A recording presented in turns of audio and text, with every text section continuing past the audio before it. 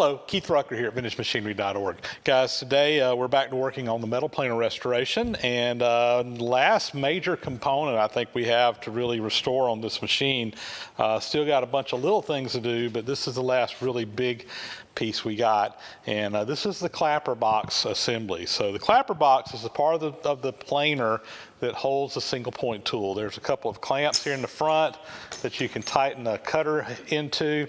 It, of course, just comes down the table and the work moves up underneath it. This is called a clapper box because this piece hinges like such, and whenever you're pulling the work into it, it pushes up against the back of the platform here, and it stays steady. When the work is retracting and you're not cutting, it will kind of come up and ride on the work and come out, and then it claps back down. So it makes that clapping noise as it's running. So today what I want to really focus on is getting this thing taken apart. Let's do some inspection, figure out what all we got to do. I know I'm going to have to re-scrape the ways in here for this part. This piece moves up and down. There's a handle here on the top as well as a bevel gear in the back that moves it up and down. The bevel gear is powered off of the machine so that it will automatically adjust up and down if you have it set to do that. So without further ado, I don't know what we're going to get into, so let's see if we can take this thing apart. We'll start by taking these nuts off. That one's nice and loose. I'm just sitting here looking at these threads, and those are, oh my word, those are worn terribly. Let me get this out of the way you can see. I don't know if you can see it, but I can visually see the reduction in thread pitch once you get out of here. So it looks like we'll be making some new studs there. I'll be interested to see what thread pitch that is. These look like the same nuts and same size as that really oddball thread that we've dealt with before. And these I can tell are larger diameter, which leads me to believe this is going to be that really oddball thread pitch again. We may replace these with something a little more standard in today's world. We'll see once we get in here. Take the washers off. And then this is just a clamp that clamps down on there. That's pretty worn in there. I may end up remaking these or just milling that flat again. Looks like we got some pretty significant wear down here as well. All right, let's move on here. These two are obviously different than the ones below. I think these must have been replaced at some point in time. And they're not coming out near as easy. Let me squirt a little lubrication on those. And I'll just put a little penetrating oil on these.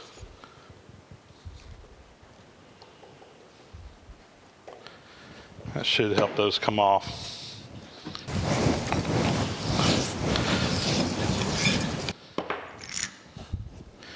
I don't think the washers are necessary, but someone thought they were, so they put them on there.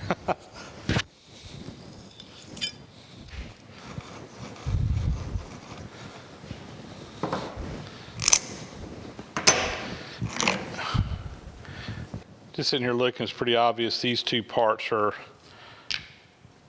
not the same. I'm thinking that this one is original, this one is a replacement.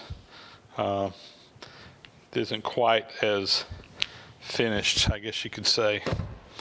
All right, let's see if we can get these out. Maybe see if well, I'll tell you what, I'm going to replace these, so I'm going to probably just put a pipe wrench on them and get them out of there, because I'm definitely going to replace them. I'm not worried about marring them up or anything, so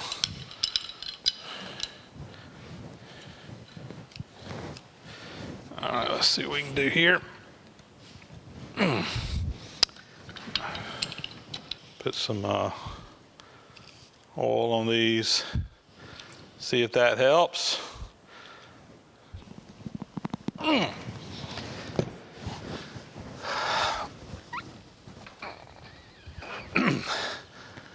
And they are in there tight. I'm going to have to secure this thing down somehow so that I can get a better grip on it. So let me see what I can figure out on that real quick.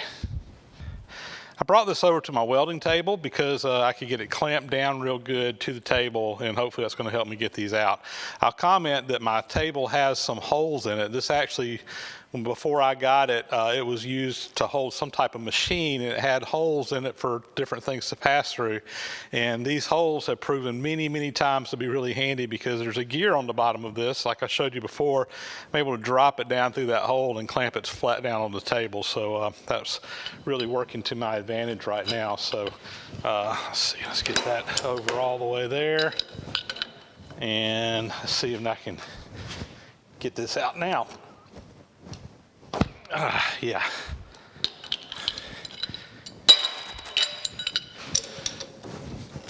Now that I got it broken loose, I can come in here with a pair of pliers that are a little bit easier to handle.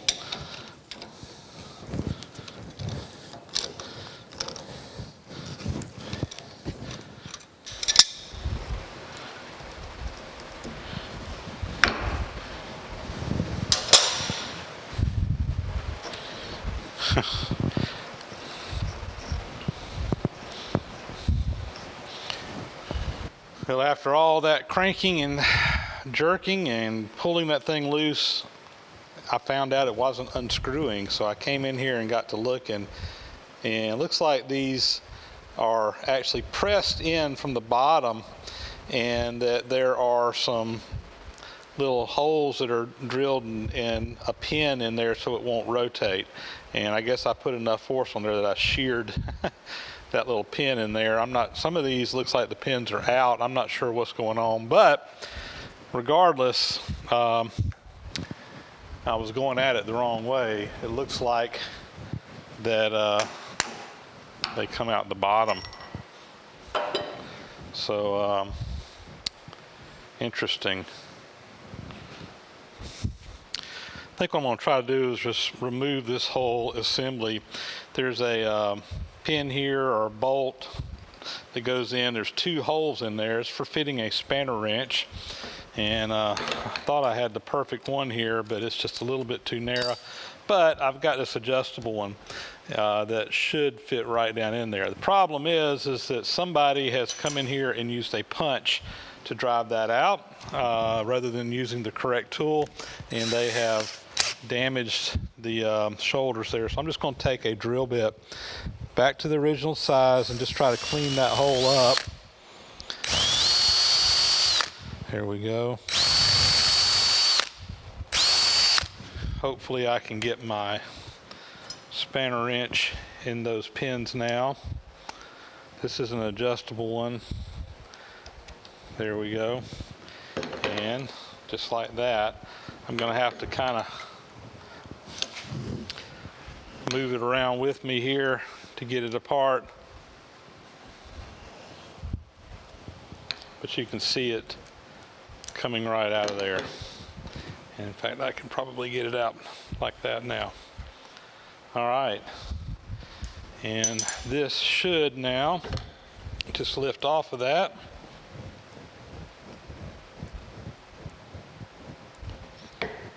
There we go. I've got this just kind of blocked up over here, and I'm going to hope that I can just knock these right out. There we go. That wasn't too bad at all.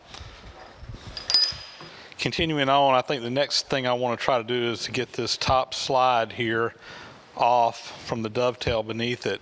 Now, there's some screws on the side here. These adjust the gib. There's a gib in here that it's a flat gib. It's not a tapered gib like all the other gibs on this machine, but they are used to adjust that gib. So I'm going to take all of these out and then see if we can get that gib to come out, and then that should go a long way towards freeing this thing up where we can slide it off. We're missing one of our gib screws, which means I'll probably have to make one.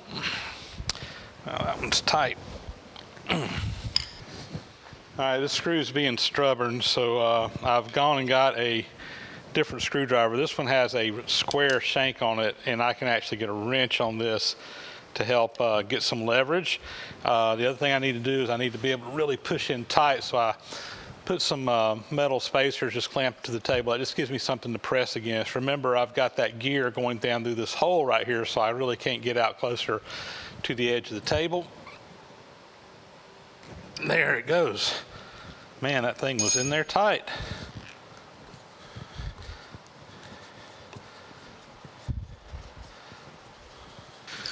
Got this thing setting up and supported now, and I'm going to see if I can break that gib loose.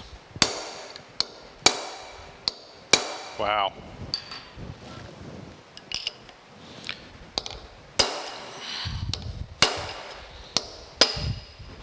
Okay, plan B here. Let me figure out what that's going to be. So I think what I'm going to do is see if I can get the whole top slide to slide off. Now, right now it's captured in place. There's a nut in here that this screw goes into, and there's two screws that come down through here. I think one of them's going to hold that nut that this moves up and down on, and the other one I'm not sure about. It may also be in that nut. There may be a big long nut in there. I'm not sure. Or it could possibly be tied in somehow with this bevel gear that's moving things up and down. But regardless, these are going to have to come out, so let's go ahead and get them out.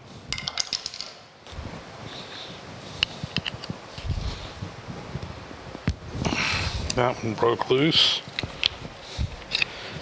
There's no telling when the last time some of these items were taken apart. It could be go all the way back to when the machine was originally built. So anyway, we got that one out. Let me see if I can get this one out without screwing it up.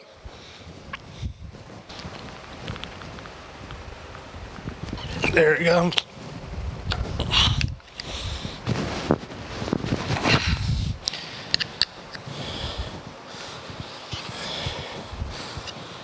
In today's world, we would have used socket cap screws, but when this machine was built back around 1890, socket cap screws didn't exist. I think I looked it up one time, and they were patented around 1907, 1908, somewhere along in there. There may have been some that existed before then, but they were not commonplace. Okay. Well, this is proving to be a little more challenging than I anticipated, which is not ever unusual. But I'm having difficulty getting this cross slide to move at all. And even with the bolts out, makes me think that there might be a pin in that nut as well that kind of indexes it in place, and then the screws tighten it up, and it's not allowing it to move. So I think what I'm going to do is go ahead and take this whole end out. That way it should all just slide right out. The screw and everything should just come out together. That's my game plan. Now the handle up here, I guess the key is sheared off or something, and it is not turning the screw. So let's see if we can get this all apart.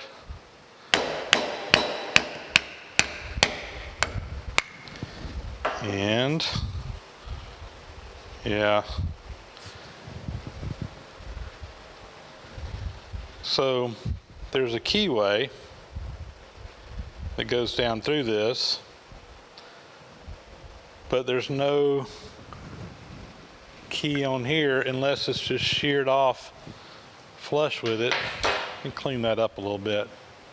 I don't see any remains of a key in there. I would have thought there would have at least been a Woodruff key in it. Interesting. No explanation there. Maybe we'll figure it out. I've got this clamped down to the table. Again, my gear's going down through that hole. This is a 2-inch square. I just happen to have a nice 2-inch wrench. Let's see what happens.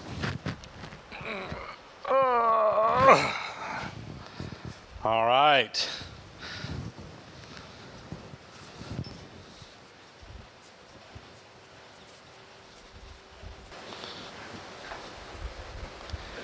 Very good.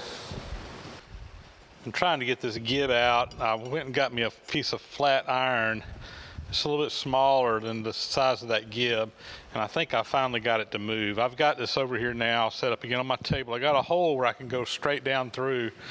Should be able to come out the bottom.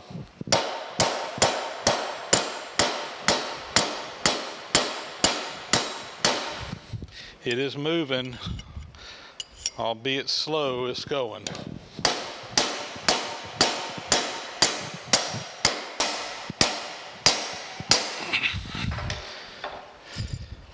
I'm gonna have to go get me a longer piece of metal.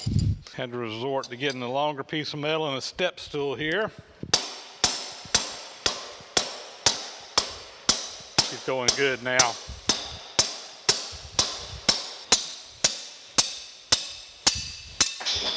There we go. And the gib is out, and the gib is broken. I'd actually noticed that already. Right there at the fourth hole, it had broken off. So we'll be making a new gib. Add that to the list here of what all we got to make for this thing. Like I said, I had noticed before I even started that it wasn't all the way to the end, so I didn't cause that. It was already done. The big thing is, though, is we got it out. Let's see what we can do now here. Just going to take my lead hammer. Oh, yeah. Look at there.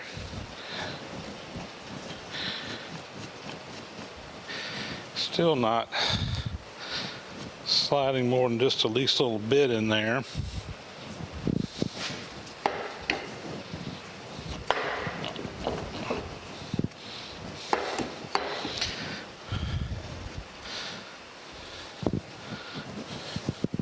There we go.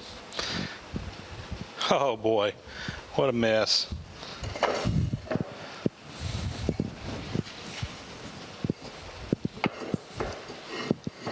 All right. Jeez. All right, let me show you what we got here. So here we go, guys. First off, here's the bronze nut that's in here. It appears to be in decent shape. The reason we couldn't get that to slide once we took those screws off, as you see, it has that raised section that indexed in there. I was thinking it was pin, but that's, for all intent and purposes, that's a pin. So that's the reason we couldn't get it to slide, is it had to lift up enough to get off of that. Once I lifted it up, it came right off. Here's the mess, though, right here. You know, we had that bevel gear on the back, and that transfers to this screw. There's another set of bevel gears in here, and these teeth are just stripped off of that bevel gear. I'm gonna have to take all that out and apart and look at it. It almost looks like this might be bronze. I can't tell whether that's bronze or whether that's just gunk or whatever, but once we get it out, we'll have a better idea. Let's see if we can get this bevel gear out. Looks like there's a tapered pin going through it. I'm gonna see if I can break it loose, and then I'm gonna have to flip it around, take a pair of pliers and try to pull it out the front because there's no place for it to go behind. See, I think I can go up a size.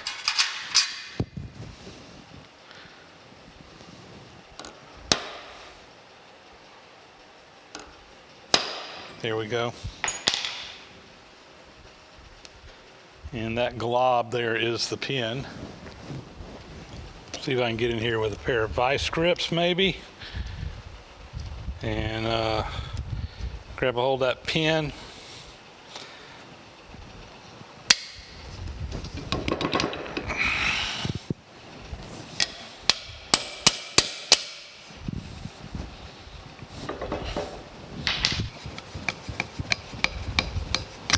Here it comes. That pin is a mangled mess. We'll be replacing that for sure. All right, I took my hammer and I just kind of knocked this gear forward until I could get it out enough. Now I've got it kind of out of that socket. I'm going to kind of put it back here and see if I can drive that the rest of the way out. I'm not worried about this gear. It's got to be replaced anyway, so I'm not being too easy with it. But I am going to come in here. Tell you what, let me get a bigger one here, get a bigger punch. And let's see if I can just tap that on out. Yeah. I'm just using this piece of metal in here to kind of catch that gear. It's not in there super tight.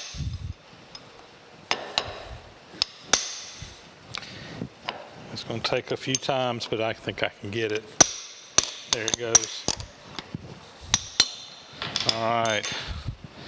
One of our gears are off. I'll clean that up here in a minute and we'll take a better look at it.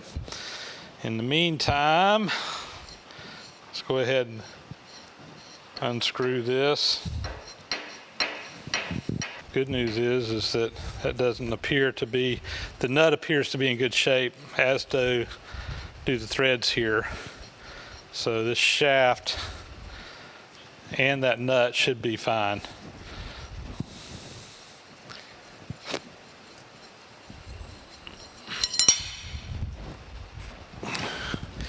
And there's the bronze nut. I've been sitting here studying this, trying to figure out how to get the two gears apart. So you got this gear and the other gear, and it looks like what it is that bronze gear actually has a stem that comes all the way through this, and then this gear fits down over there and it's pinned in place with a couple of pins that they just drilled and put down in there.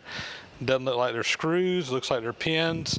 What I'm going to do is it's got a 1/2 inch hole through here, so I just went over, got a 3/4 inch piece of metal, turned a 1/2 inch stop that'll fit down in there, and that should clear those two pins on either side. And I'm just going to tap it and see if it's going to move, see if I can drive it out this way. That looks like it's going to do the trick. There we go. There's the gear on this side. You can see the little pins that they had put in there. One of them don't want to come out. And there is the bronze gear with all the broken teeth. There's not a good tooth left on there. Even the ones that are on there are bent over. So anyway, I'll have to remake those. Well, it doesn't look like a lot, does it? Not a whole lot of parts there, but it took me the better part of a day to get taken apart. This was a pretty challenging piece, as they sometimes can be, particularly when you really just don't know how it all goes together. Now, if I had to take another one apart, it'd be easy because now I know how. Figuring this stuff out can be challenging sometimes. Well, guys, I won't lie to you. When I started taking this thing apart, I'm like, oh yeah, this is the last piece. No big deal, just a little bit of scraping, get it all working together again, and we're going to be good to go.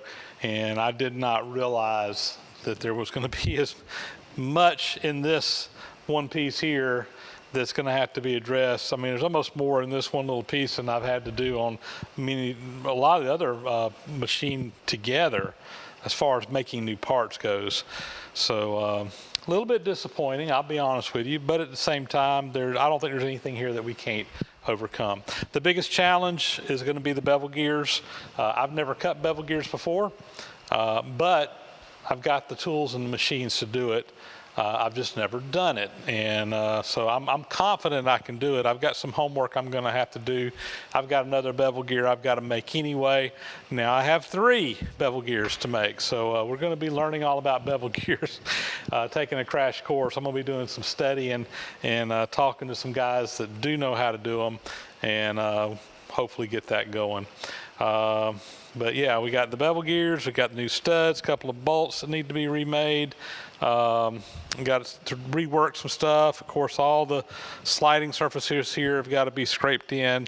They actually, just looking at them, look like they're in pretty decent shape. They're actually in better shape than I thought they were going to be in. Again, just looking at them, I won't know until I start measuring for flatness and all that, but surprisingly good looking finishes and surfaces on here. I can actually still see some of the original planer marks in the ways, which tells me that it really doesn't have a whole lot of wear in it. So at least I'm hoping we'll know more once we get it over on the surface plate and start checking that out later on. But we got our work cut out for us, And yeah, just when we thought we were almost done, but there we go. That's where we're at. So there you go, guys. I think that's going to be a wrap on this episode. As you can see, we've got plenty of work ahead of us yet to do on the metal planer restoration. So you're going to get to see some more machine work done as we make new parts, and hopefully get this back together and back up to running one of these days. And with that, guys, we're going to sign off. Thanks again always for watching. Those thumbs up and comments are appreciated. If you haven't, please subscribe to the channel, and we will catch you on the next video.